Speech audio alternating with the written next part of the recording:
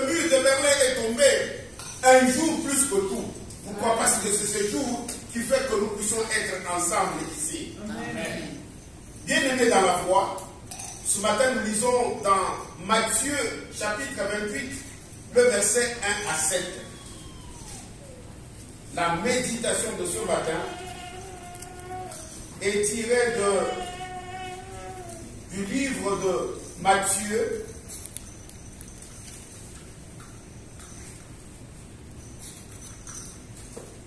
chapitre 28, 1 à 7. Je ne sais pas si maman dit à sa Bible. Elle peut se mettre debout et faire la lecture.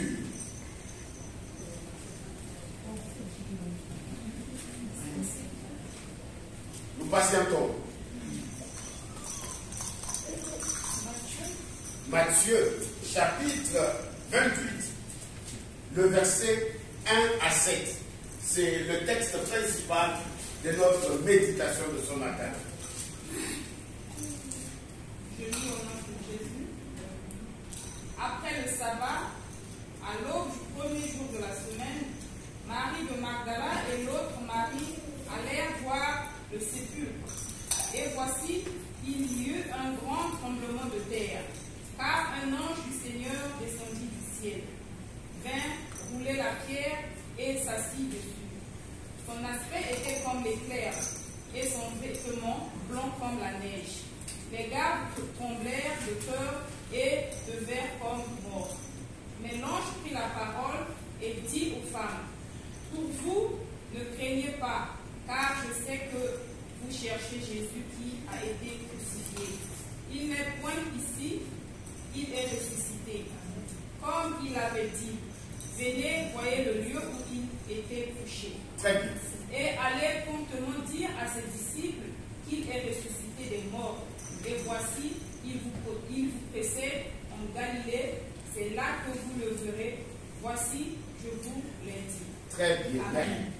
Mais l'ange prit la parole et dit aux femmes, pour vous ne craignez pas, car je sais que vous cherchez Jésus qui a été crucifié.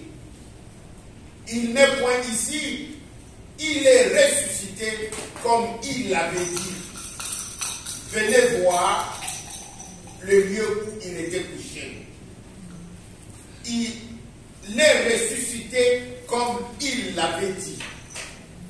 J'étais en train de dire que le jour d'aujourd'hui, c'est ce qui fait la force du christianisme. Amen. Si nous ne célébrons pas, c'est tout simplement pour nous rappeler que c'est que nous sommes réellement. Et j'ai choisi un texte très simple qui raconte, qui relate les événements de la résurrection. On nous dit que le sabbat était déjà fini. Très tôt matin, le premier jour de la semaine, Marie de Magdala et d'autres femmes voulaient aller au tombeau, non pas parce que Jésus était ressuscité, attention. Eux étaient témoins de ce qui s'était passé. Ils étaient là, ils savaient les lieux où on avait enterré Jésus. C'est ainsi qu'en tant que maman, avec la compassion maternelle, selon les coutumes juives, ils devraient aller embaumer le corps de Jésus. Ainsi, le matin, ils se réveillent pour aller embaumer le corps. C'était ça l'intention première. Ils allaient, tout en s'interrogeant, quand nous lisons les autres évangiles, ils se posent la question, mais qui va enlever cette grosse pierre qui est à l'entrée du tombeau pour que nous puissions faire notre travail? Ils ne savaient pas que Jésus allait ressusciter ce jour-là. Et aller avec une autre mission, sachant que Jésus est toujours mort et ils vont faire leur travail, je ne sais pas moi, l'embaumer ou bien mettre de fleurs, comme tout le monde qui va voir quelqu'un au cimetière. La Bible relate, pendant qu'ils étaient en train de s'approcher, l'ange apparut. Il leur dit, vous ne craignez pas, parce qu'ils ont eu peur. Quand l'ange apparaît, ça fait toujours étonner. Parce que l'éclair est tellement fort au point où on est incapable d'ouvrir les yeux. Non, l'ange leur a assuré que n'ayez pas peur. Je sais que vous cherchez Jésus-Christ de Nazareth qui a été mis à mort. Mais il n'est pas ici, il est ressuscité comme il l'avait dit. Il est ressuscité comme il l'avait dit. Amen. J'ai choisi le titre de mon message. Il est ressuscité comme il l'avait dit. Amen. Il est ressuscité comme il l'avait dit. Amen. Bien-aimé, Jésus est ressuscité comme il l'avait dit. Amen. Pendant qu'il était encore avec ses disciples, il ne faisait que leur parler de sa résurrection. Mais personne ne le croyait. Parce que avant que Jésus ne ressuscite, on n'a jamais vécu une résurrection. On n'a jamais vu quelqu'un mort, on l'a enterré beaucoup de jours depuis qu'il est ressuscité.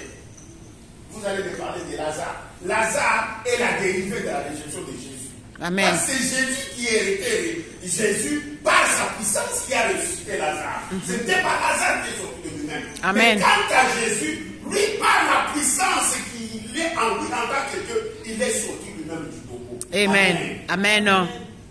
Alors, que signifie être ressuscité? Ça, c'est mon premier point. Il est ressuscité. Que signifie être ressuscité? Ressusciter, c'est un verbe qui signifie, d'une manière générale, faire revenir à la vie. Quand on dit qu'il est ressuscité, cela signifie qu'il était mort, il est revenu à la vie. Ressusciter signifie faire revivre quelqu'un. C'est quelqu'un qui n'avait pas de vie, mais on lui accorde la seconde chance de vivre. Ça, c'est d'une manière générale. Mais du point de vue biblique, on nous dit que la résurrection de Jésus est le retour à la vie dans un corps glorifié après sa mort à la croix. La résurrection de Jésus est le retour à la vie dans un corps glorifié après sa mort à la croix. Bien-aimé, Jésus est réellement ressuscité. Ce ne sont pas des fables, ce ne sont pas des histoires, Amen. mais la résurrection de Jésus est réelle. Amen. J'aime bien comment Paul le présente dans le livre de Timothée. Nous lisons dans 2 Timothée 2, le verset 8. Il dit, sœur Sylvie, je ne sais pas si tu peux lire pour nous, ou bien toi tu fais ton travail, mais je vais la aide-nous. 2 Timothée, chapitre 2, le verset 8. 2 Timothée 2, chapitre 8. Non. Chapitre 2, le verset 8. Il y a 2 Timothée, chapitre 2, verset 8. Souviens-toi de Jésus, le Messie ressuscité, issu de la descendance de David, conformément à l'évangile que je prêche. Très bien. Amen. C'est Paul qui était en train d'exhorter son fils Timothée à Éphèse où il l'avait établi comme pasteur. Il dit que tu peux tout prêcher, tu peux tout oublier, mais au verset 8, il dit, souviens-toi de Jésus-Christ, issu de la postérité de David, ressuscité des morts selon mon évangile. Amen. Souviens-toi de Jésus-Christ, de la postérité de David, ressuscité des morts selon mon évangile. Amen. Jésus est réellement ressuscité. Amen. Amen. Jésus est réellement ressuscité. Amen. Mais Marc, lui, il présente dans Marc 16, 9, frère Eve, Marc 16, 9 nous montre, parle aussi de la résurrection de Jésus. Nous sommes dans le Nouveau Testament, Marc 16, le verset 9.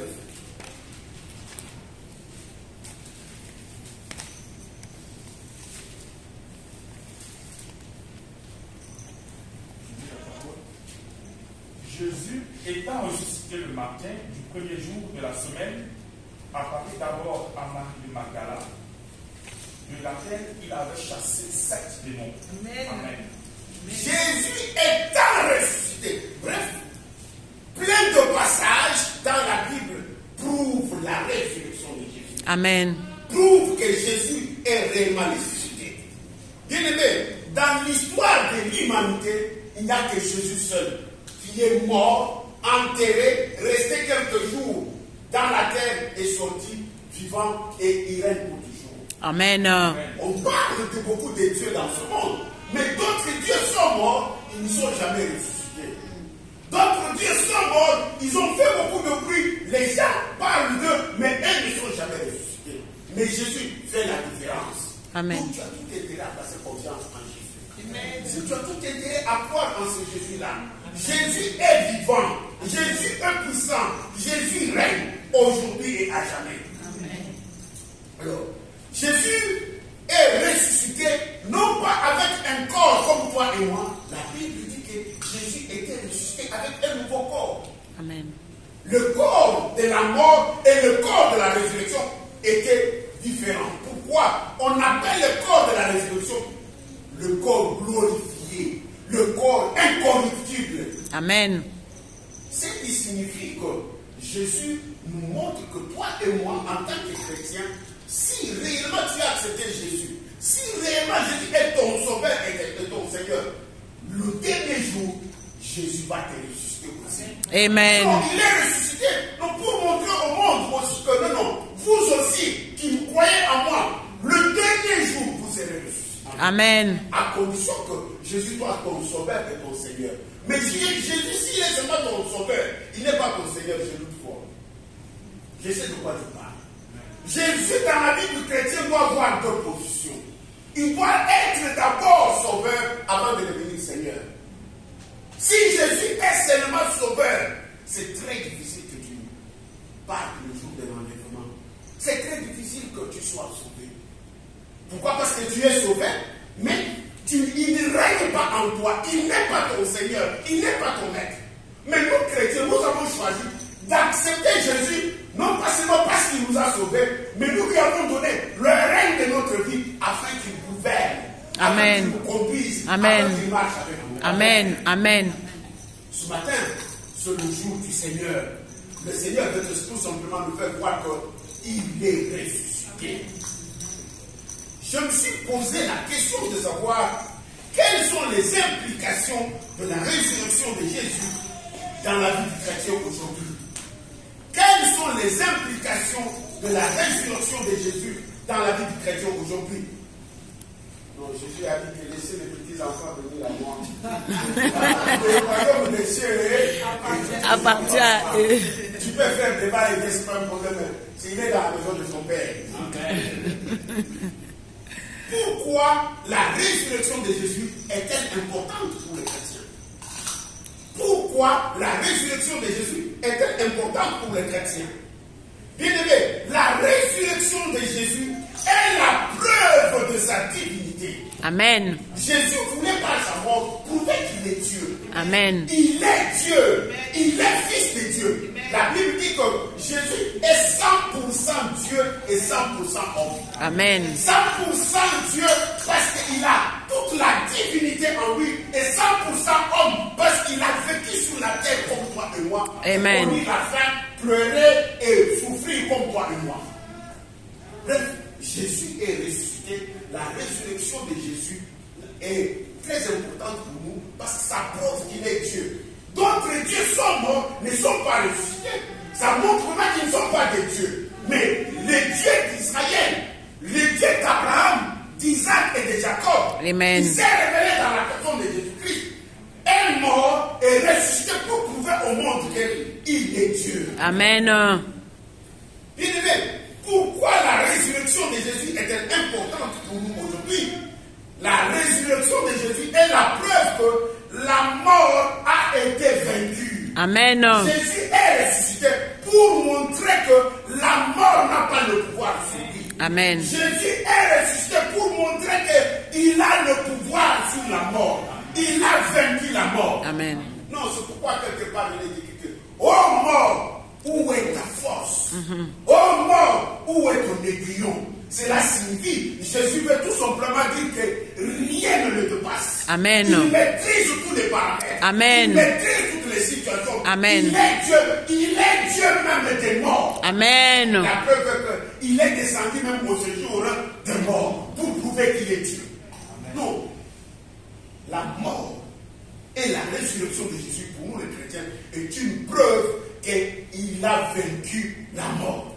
La résurrection de Jésus est une preuve qu'il a vaincu la mort et la mort ne peut rien. Amen. La mort ne peut rien. Non.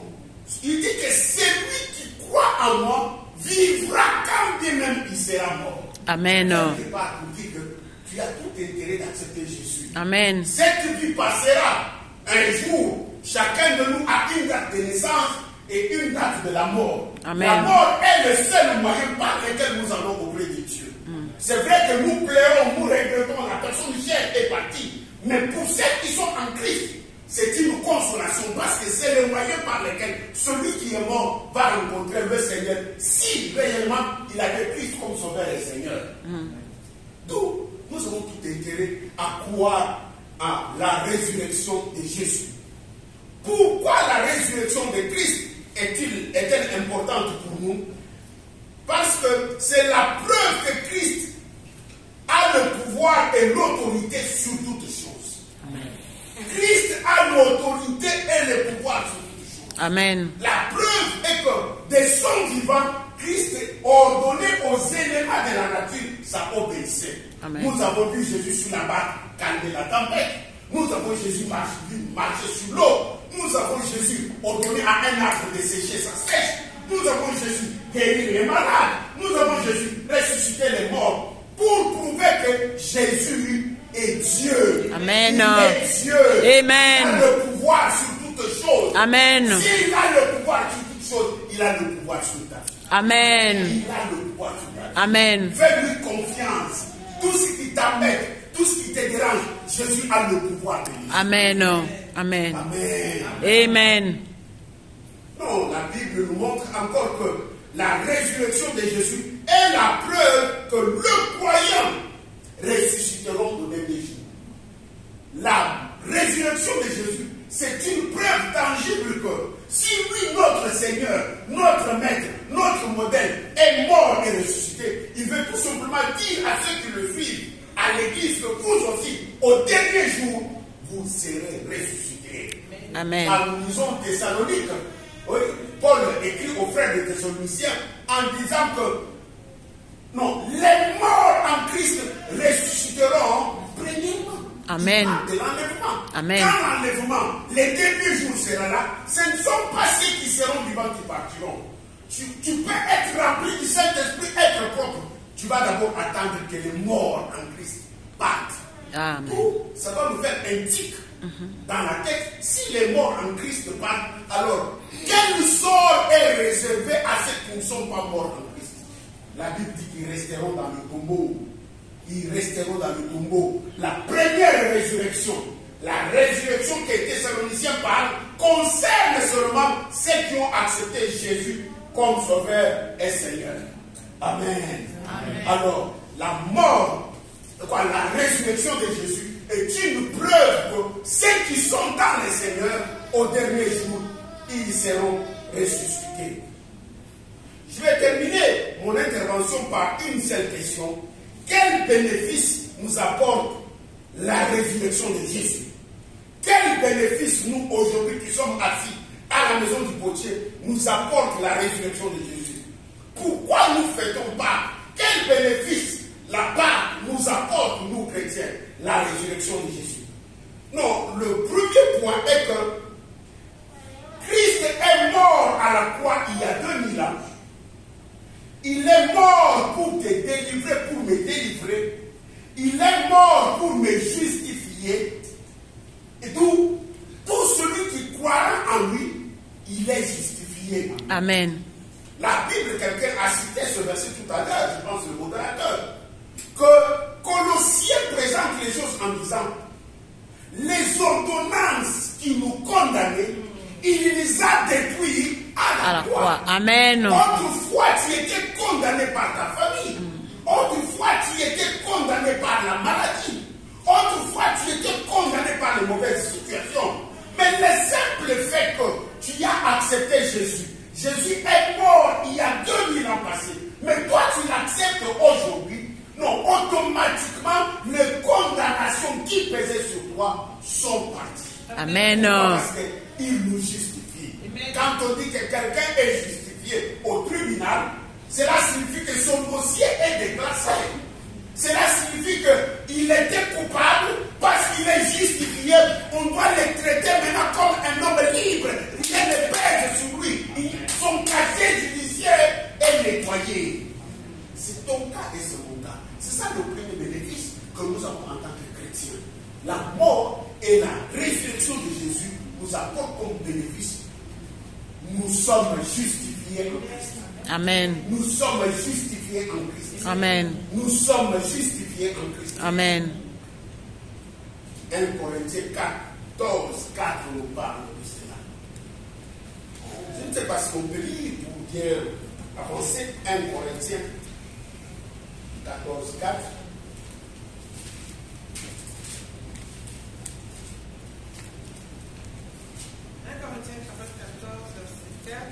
Celui qui parle en langue s'édifie, celui qui prophétise édifie. Non, non.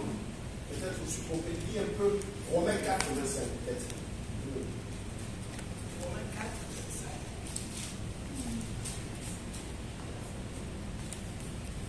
25. Lequel a été livré pour nos offenses et est ressuscité pour notre justification. Très bien. Il est ressuscité pour notre justification. Christ n'est pas ressuscité pour faire plaisir, seulement que Jésus est ressuscité. Mais sa résurrection a un impact dans ta vie, si réellement tu es enfant de Dieu. Sa résurrection prouve que toi, tu es devenu libre. Amen. Les malédictions qui pesaient sur toi, Amen. les condamnations qui pesaient sur toi, à cause de la résurrection, tu es rendu libre. Amen. Amen. Amen. Maintenant, on a posé la question de savoir comment est-ce que les démons me suivent toujours. Ah, ça c'est un autre. Ça, je dois entrer dans les détails pour t'expliquer la différence entre la justification initiale et l'effort que tu dois fournir quand même aujourd'hui. Bien aimé, comprenez que Jésus, sa croix est universelle. Non, la Bible Amen. dit que celui qui me suit doit prendre sa propre croix. Amen. Tout celui qui veut me suivre doit se charger de sa croix. Amen. La croix de Jésus est universelle et unique. Amen. La croix de Jésus, il l'a prise pour toi et pour moi, pour ta famille et ma famille. Il l'a prise pour l'humanité entière. C'est pourquoi on parle de la croix, de la justification universelle. Mais il y a aussi ce qu'on appelle la justification personnelle. Parce que là, nous entrons dans le domaine de celui qui suit Jésus, doit porter sa propre croix. Cette phrase est sortie de la bouche de Jésus pour dire que oui, lui a pris nos malédictions universelles, nos malédictions générales, mais chacun a dans sa vie, dans sa famille, ses propres problèmes. Donc il doit prendre sa croix, se battre pour sa délivrance. Amen. Amen. Deuxième bénéfice de la résurrection de Jésus est que quand Jésus est ressuscité, il est ressuscité avec un nouveau corps. La Bible dit que son corps est devenu nouveau. Amen. Un corps non corruptible. Amen. Le corps incorruptible. Amen. Le corps glorieux. Et Jésus est ressuscité pour une nouvelle vie.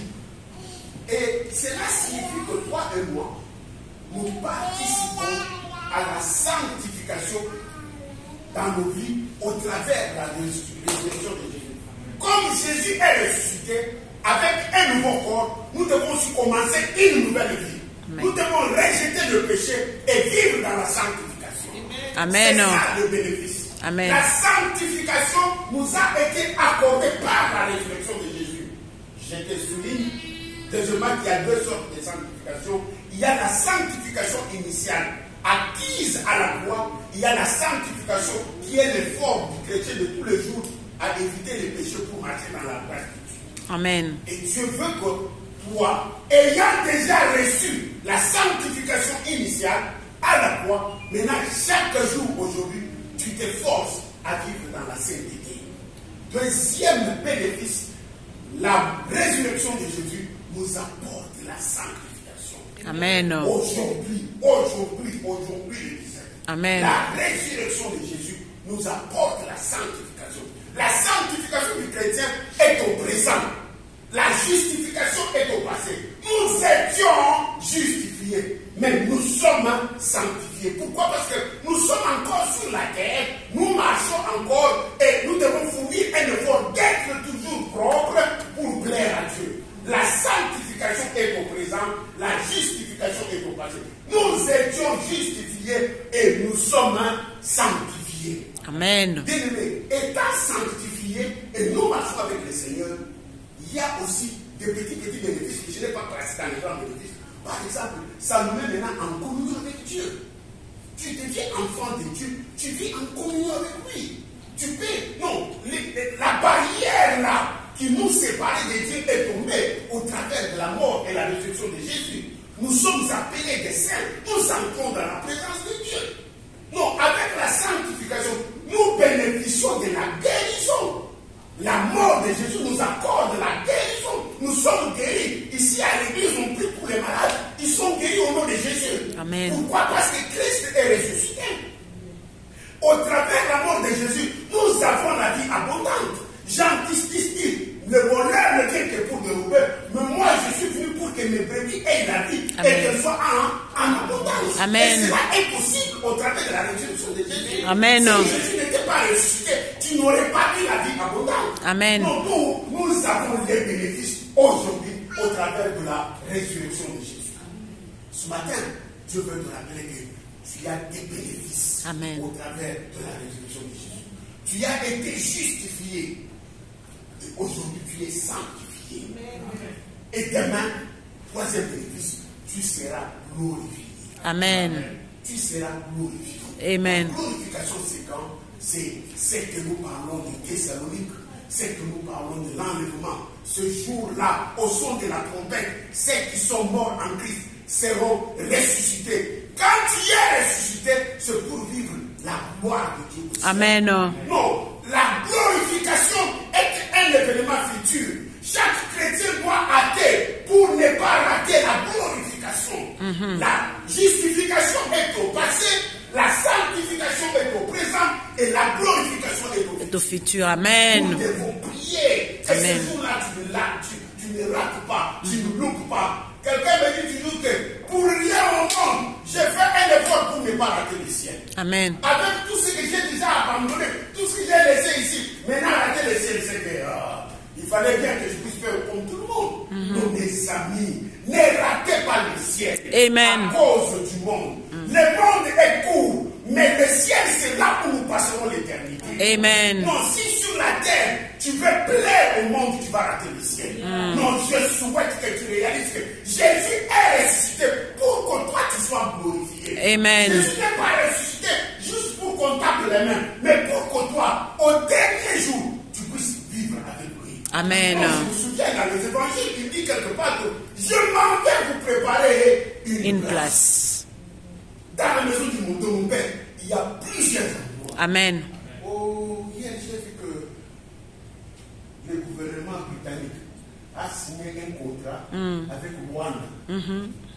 C'est ce qui est passé le jour qui m'a vendu ici. Et quand tu vas à Londres demander l'asile, que tu sois blanc, que tu sois noir, on t'enregistre, mais la place d'habitation c'est au Rwanda. Voilà, on est allé le préparer une Place. Ouais, c'est pas dans les journaux par contre. C'est pas qui a suivi ça. Ouais, c'est hier, tous ces 2 jours ici, ça parle. L'ONU a condamné cela, mais les Anglais veulent donner beaucoup de millions au Rwanda pour créer un endroit parce que ça ne va pas là-bas chez eux. Tu viens, je ne sais pas, d'Afghanistan, tu viens d'Ukraine, tu viens du Congo, tu viens d'Angola, tu demandes l'asile en Angleterre, on t'enregistre, oui, bien, mais le matin, on te met dans l'avion, tu vas au Rwanda. C'est là où ils ont dans leur camp. Oui, non, tu vas pas en Angleterre, tu vas au Rwanda. Mais au moins, le Rwanda, on va donner au social. Et celui qui peut étudier va étudier dans l'université au Rwanda. Bref, c'est pour dire que si les hommes de ce monde préparent une place, notre Seigneur avait déjà cette vision avant. Amen. Je m'en vais vous préparer une place.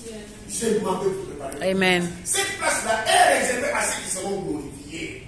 Et glorifié, c'est celui qui vit dans la sainteté. Et glorifié est celui qui est attaché au Seigneur. Et glorifié est celui qui va participer à l'enlèvement. Ce matin, il était question de... Il n'est pas ici. Il il est ressuscité comme il avait dit. Amen. Jésus est ressuscité comme il avait dit.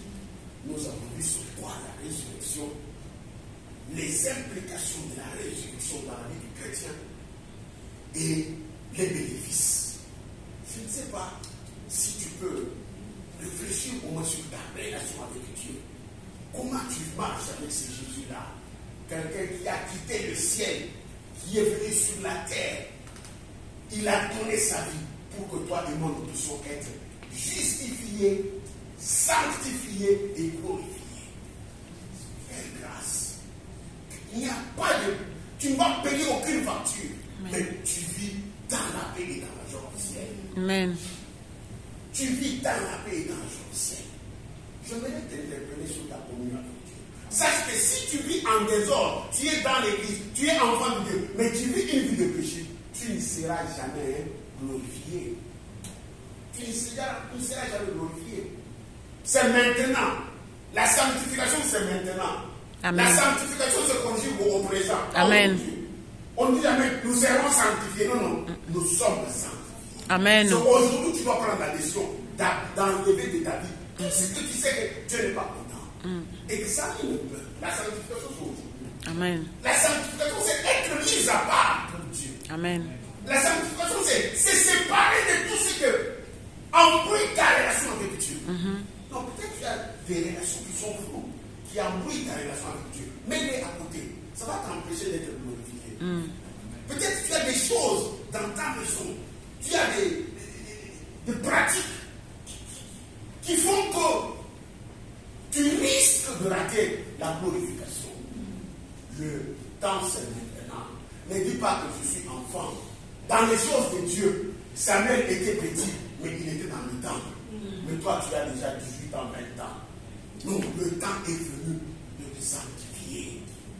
Être mis à part, c'est ça la sanctification. Amen. Examine un peu quel est le domaine de ta vie où il y a encore la poussière que tu dois enlever. Quelle est cette relation-là? Quelle est cette pratique-là? Ou bien quelles sont ces pratiques-là? Non, peut-être que tu n'as rien fait, mais tu es juste faul dans la méditation. Tu ne lis pas la Bible. Tu ne pries pas assez. C'est aussi un problème. Parce qu'en tant que chrétien, nous sommes appelés à vivre dans l'Église. Amen. Il n'y a pas une vie chrétienne solitaire. Ça n'existe pas. Oh, moi je fais mon culte à la télévision. Non. C'était seulement pour Corona. Corona est fini. Nous reprenons nos activités comme d'habitude. Cherche là où il y a les frères. Viens dimanche à l'église. Associe-toi avec les autres. Ta chaleur, ma chaleur, son chaleur, et sa chaleur, mon chaleur, ainsi de suite. Si nous mettons tout ensemble, ça fait le feu de Dieu.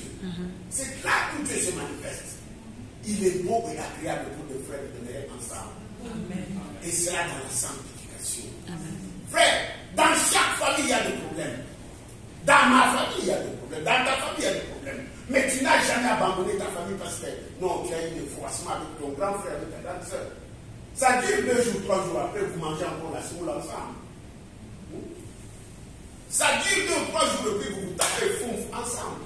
Non, c'est même que dans l'église. Quelqu'un t'a piétiné sur le petit doigt, ça t'a fait mal. Pardonne. Aujourd'hui, c'est le jour de la sanctification. Amen. Quelqu'un t'a donné un langage déplacé qui t'a piqué au cœur. Pardonne. Nous allons participer à la Sainte-Seine. C'est le jour de la sanctification. Amen. Amen. Un communiqué t'avait fait mal à la tête et tu avais pris de mauvaises décisions. Pardonne. Amen. Aujourd'hui, c'est le jour de la sanctification. Amen. Nous allons participer à la table du Seigneur. Amen. Non, la Bible dit qu'un celui qui s'approche de la table s'examine lui-même. Amen. Examine-toi. Examine-toi. Je disais, les sorciers mangent les viandes des hommes de la nuit et boivent les sangs pour se fortifier spirituellement, être fort. Et nous, les chrétiens, nous mangeons la Sainte Seine. Nous buvons la coupe du Seigneur. Pour nous fortifier. Amen. Non, ne néglige pas. Tu peux voir comme mon ami. Mais quelqu'un là, tu le vois petit dans le corps. Mais si dans la spirituelle il est fort, tu ne peux pas le faire. De même que dans l'église, ce qui intéresse Dieu, c'est ton être à l'intérieur. Amen. Ce n'est pas ton Dieu. Ton dehors là n'intéresse personne, maman. Sandra. Ton dehors n'intéresse pas Dieu. Dieu, quand il nous regarde, il porte ses lunettes, il voit les dedans de quelqu'un. Amen. Est-ce que tu es sanctifié ou pas? Ne sors pas de cette maison aujourd'hui sans chercher la sanctification. Amen. La sanctification, synonyme de la réconciliation. Amen. La sanctification est liée à la réconciliation. Amen. Non, la réconciliation est le symbole de la croix. La croix a eu un bois vertical, un bois horizontal et un bois vertical. L'horizontal représente ma communion, ma relation entre moi et Dieu, et le vertical, c'est entre moi et mon frère dans l'église. Si la sanctification te manque, mon frère, ma soeur, à quoi sert-il que tu sois chrétien? Le chrétien, en tant que lumière du monde, en tant que sel de la terre, doit être un modèle. Amen. Dans une famille, il y a des chocs. Dans une famille, Amen. On se piétine sur le petit bois. Amen. Dans une famille, l'un mange. Et des fois, parce qu'il est gourmand, il mange la part de l'autre qui n'est pas là. Quand celui qui n'était pas là, il se fâche. 2-3 jours après, là, le dossier est fermé. Mais pourquoi toi, dans l'église, tu dois avoir ton chef fermé? Pourquoi toi, dans l'église, tu veux faire comme si c'était le tam-tam? Non, ce matin, nous voulons participer à la table du Seigneur. Amen. Examine-toi. Amen. Trois bénéfices de la résurrection. Nous étions justifiés, nous sommes sanctifiés et nous serons glorifiés. Amen. Pour les chrétiens doivent le dire. Nous sommes sauvés par le passé. Nous marchons avec Dieu dans le présent et nous serons enlevés dans le futur. Amen. Mais le présent et l'enlèvement dans le futur dépendent de ta sanctification. Non, ton mari t'a vexé, pardonne. Ta femme t'a donné une réponse qui t'a empêché de bien dormir aujourd'hui, tu tournais sur le coussin, pardonne. Ce matin, c'est le jour de la réconciliation. Amen. Le jour de la sanctification. Voilà pourquoi Jésus a mis le pain sur la table. Et le pain n'était pas de morceaux comme on le voit maintenant. Mais parce que quand ça vient de la boulangerie, on prépare ça à la cuisine, on prie, on sanctifie, ça c'est un pain. Mais nous coupons juste pour les services. Le pain en tant qu'un, ça signifie l'unité de l'Église. Amen. Donc Amen. toi tu prends un bout, moi je prends un bout. Cela signifie que nous sommes un. Amen. Non, ce matin je voudrais que tout le monde confesse l'unité de l'Église en participant à la Sainte. Amen. Nous voulons tourner la page du passé. Amen. Nous voulons parler un langage nouveau. Amen. Nous voulons nous regarder dans les yeux. Dans l'église, c'est bizarre quand un frère te regarde, tu commences à faire prier. Ce n'est pas bien. Non, l'esprit de Dieu, c'est l'esprit de liberté. Amen. Je dois regarder Sylvie dans le doigt. Dans les yeux comme ça là. Yolande me regarde, je la regarde comme ça bien. Sandra me regarde, je la regarde bien. Comme les Allemands disent, fear. Amen. Alléluia. Amen. Amen. Pendant que Rabbi et Eliezer approchent la table, je souhaite qu'un cantique me soit chanté pour préparer le peuple de Dieu à entrer.